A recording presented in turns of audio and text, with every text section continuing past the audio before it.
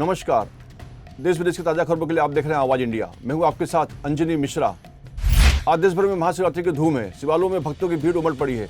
चारों ओर हर हर महादेव और बोल बम के नारे गूंज रहे हैं। महाशिवरात्रि को लेकर देश भर में उत्साह का माहौल है और भोले बाबा के रुद्राभिषेक के लिए भक्तों की भारी भीड़ सुबह से शिवालयों के बाहर कतार में खड़ी नजर आई। महाशिवरात्रि के लिए मंदिरों में भक्त भारी मात्रा में भोलेनाथ के रुद्राभिषेक के लिए उमड़ पड़े हैं।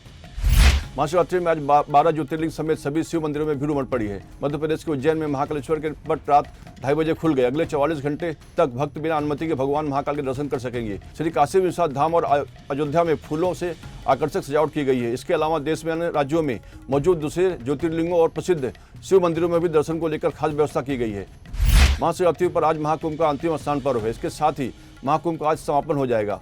अंतिम स्नान पर्व के लिए मेला प्रशासन और पुलिस ने सभी तैयारियां पूरी कर ली हैं। आज लगभग 2 करोड़ श्रद्धालुओं के स्नान करने का अनुमान है। शिव भक्तों पर 25 क्विंटल फूल बरसाए जाएंगे। स्नान के लिए 12 किलोमीटर लंबे स्नान घाट बनाए गए हैं।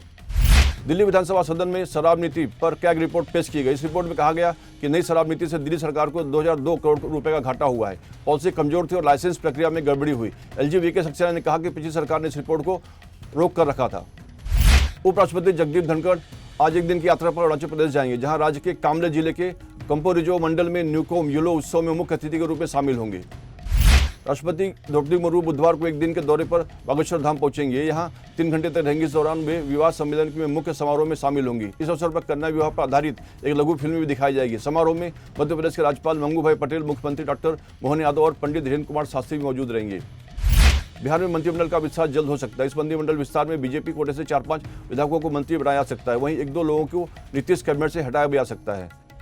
केंद्रीय माध्यमिक शिक्षा बोर्ड CBSE 10वीं बोर्ड की परीक्षा 2006 से साल में 2 बार कराएगी। बोर्ड ने मंगलवार को इससे जुड़े ड्राफ्ट को मंजूरी दे दी। पहली परीक्षा 17 फरवरी से 6 मार्च तक, दूसरी 5 से 20 मई तक होगी। बोर्ड ने यह फैसला बच्चों के एग्जाम स्ट्रेस को देखते हुए लिया है।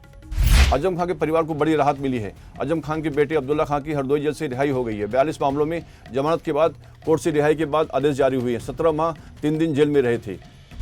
कर्नाटक के कलबुर्गी में स्थित ऐतिहासिक लाडले मसाक दरगाह परिसर में मौजूद शिवलिंग को लेकर कर्नाटक हाईकोर्ट ने बड़ा फैसला सुनाया है। महाशिवरात्रि के दिन लोग शिवलिंग की पूजा कर सकेंगे। हिंदू संगठनों के 15 लोगों को श्री राघव चैतन्य शिवलिंग पर विशेष पूजा करने की अनुमति दे दी गई है। वर्षों से विवाद चला आ रहा था। दिल्ली MCD में करीब 12,000 कच्चे कर्मचारियों को पक्का कर दिया गया। इससे संबंधित प्रस्ताव को MCD में मंजूरी मिल गई है। कश्मीर के कुछ पहाड़ी इलाकों में बर्फबारी शुरू हो गई है। मौसम वैज्ञानिकों ने अगले 3 दिनों के लिए येलो अलर्ट जारी किया है। एक मजबूत पश्चिमी विभोग के प्रभाव से कश्मीर और चिनाब घाटी सहित उत्तर और दक्षिण कश्मीर के कुछ इलाकों में भारी बारिश से चेतावनी जारी की गई है। अमेरिका से खनिज सौदे पर यूक्रेन तैयार। यूक्रेन और अमेरिका ने एक व्यापक आर्थिक समझौते के तहत एक रूपरेखा पर सहमति जताई है, जिसका मुख्य उद्देश्य दुर्लभ पृथ्वी खनिजों का दोहन करना है। इस समझौते से रूस के खिलाफ युद्ध में यूक्रेन को अमेरिकी सैन्य सहायता मिलने की राह आसान होने की संभावना है। अडानी ग्रीन एनर्जी लिमिटेड को UPCL से 1250 मेगावाट एनर्जी स्टोरेज का कॉन्ट्रैक्ट मिला है, जो उत्तर प्रदेश के सोनभद्र जिले में स्थित है और 6 वर्षों में पूरा होगा। यह प्रोजेक्ट 40 वर्षों के लिए वैध होगा और वार्षिक निश्चित लागत में कोई बदलाव नहीं होगा। थिएटर्स में धमाल मचा रही विक्की कौशल की फिल्म छावा पर एक बड़ा विवाद छिड़ गया है। फिल्म पर गलत इतिहास दिखाने का आरोप लगा। इस आरोप के साथ महाराष्ट्र के कई ग्रुप फिल्म का विरोध कर रहे हैं। छावा के खिलाफ 100 करोड़ रुपए का मानहानि का मुकदमा करने की चेतावनी दी गई है।